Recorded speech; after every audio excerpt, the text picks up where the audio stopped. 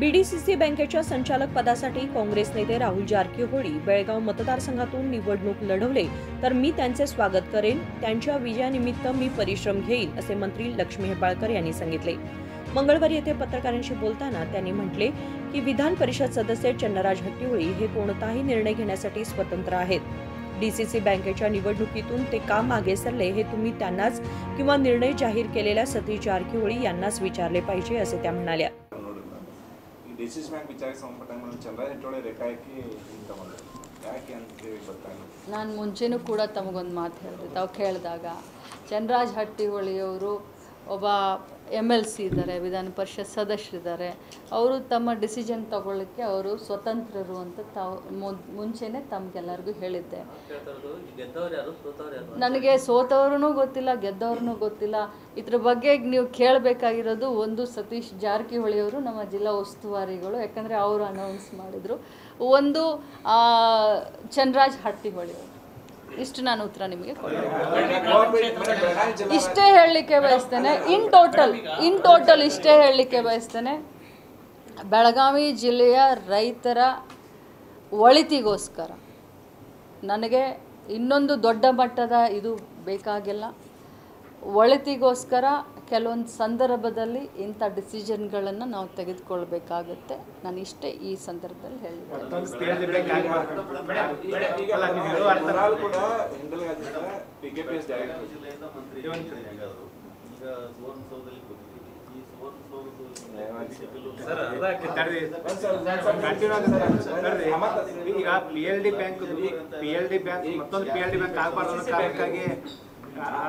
ಆ PLD bank ಪ್ರಕರಣ ಬೇರೆ, ಇದು DCC ಬ್ಯಾಂಕ್।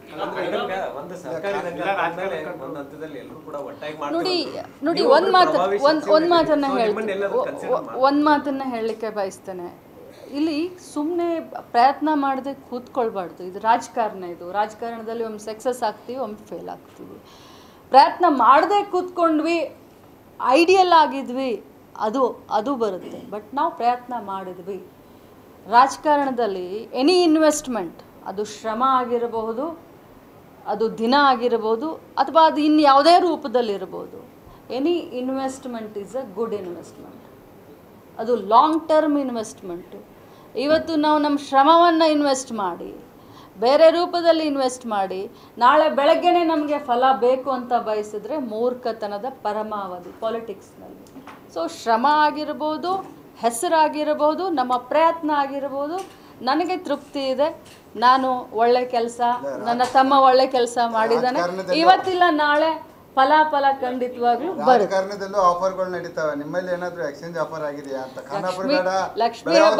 ಲಕ್ಷ್ಮೀ ಹೆಬ್ಬಾಳ್ಕರ್ ಯಾವತ್ತೂ ಕೂಡ ಆಫರ್ ಕೊಟ್ಟೇನೂ ಇಲ್ಲ, ಆಫರ್ ತಗೊಂಡೇನೂ ಇಲ್ಲ। ಉತ್ತರ ಕನ್ನಡದಲ್ಲಿ ತಮ್ಮನ್ನ ಕಿತ್ತೂರು ಚೆನ್ನಮ್ಮ ತೋರಿಸ್ತಾ ಇದ್ರು, ಎಲ್ಲೋ ಒಂದ್ ಕಡೆ ಹಿಲ್ಡ್ ಆದ್ರಿ ಅಂತ ಅನಿಸ್ತಲ್ಲ ಯಾಕೆ? ಈಗ ಕಿತ್ತೂರು ಚೆನ್ನಮ್ಮನ ಈಗ DCC ಬ್ಯಾಂಕ್ ಇದರಲ್ಲಿ ಎರಡನ್ನೂ ತ್ಯಾಗ ಮಾಡಿಬಿಟ್ರೆ ನಿಮ್ಮ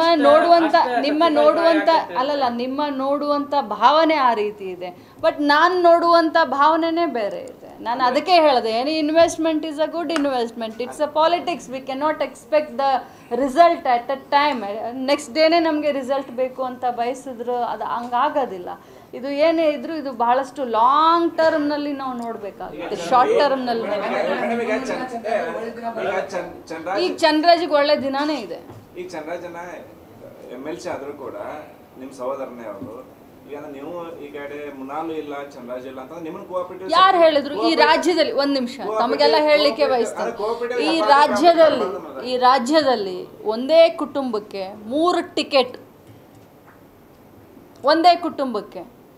ನಾನು ಸಾಮಾನ್ಯ ಕಾರ್ಯಕರ್ತರು, ಕಾಂಗ್ರೆಸ್ ಪಕ್ಷದಲ್ಲಿ ಫಸ್ಟ್ ಜನರೇಷನ್ ಪಾಲಿಟಿಷಿಯನ್ನು ಶಾಮನೂರು ಶಿವಶಂಕರಪ್ಪ ಅವ್ರನ್ನ ಬಿಟ್ಟರೆ ಈ ರಾಜ್ಯದಲ್ಲಿ ಕಾಂಗ್ರೆಸ್ ಪಕ್ಷ 3 ಟಿಕೆಟನ್ನು ತೆಗೆದುಕೊಂಡಂಥದ್ದು ಒಂದು ದೊಡ್ಡ ಸಾಧನೆ ಅಂತ ನಿಮ್ಗೆ ಅನ್ಸಲ್ಲ? ನೀವು ಪೊಲಿಟಿಕಲಿನೇ ಕೇಳ್ತಾ ಇದ್ದೀರಿ, ಪಾಲಿಟಿಕ್ಸ್ 100% ಪಾಲಿಟಿಕ್ಸು, ಕೋಆಪರೇಟಿವ್ನಲ್ಲಿ ಪಾಲಿಟಿಕ್ಸ್ ಅದೆಲ್ಲ ಒಂದೇ, ತಮಗೆಲ್ಲರಿಗೂ ಗೊತ್ತಿದೆ।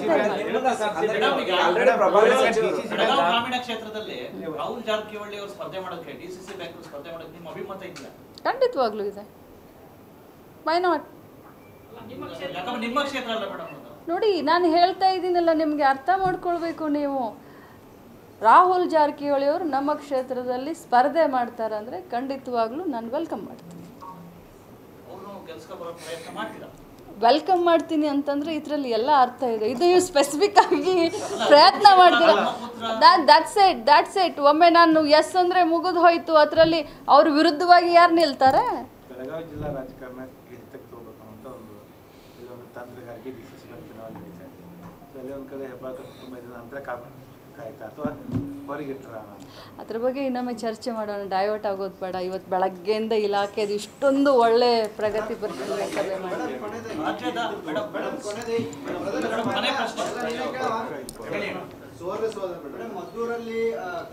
सुवर्ण विधानसौधातील 1 कोटी 10 लाख रुपये विजेच्या थकबाकीबाबत हेस्कॉमने दिलेल्या नोटिसीवर विचारले असता लोकनिर्माण विभाग आणि हेस्कॉम हे दोन्ही शासकीय विभाग आहेत.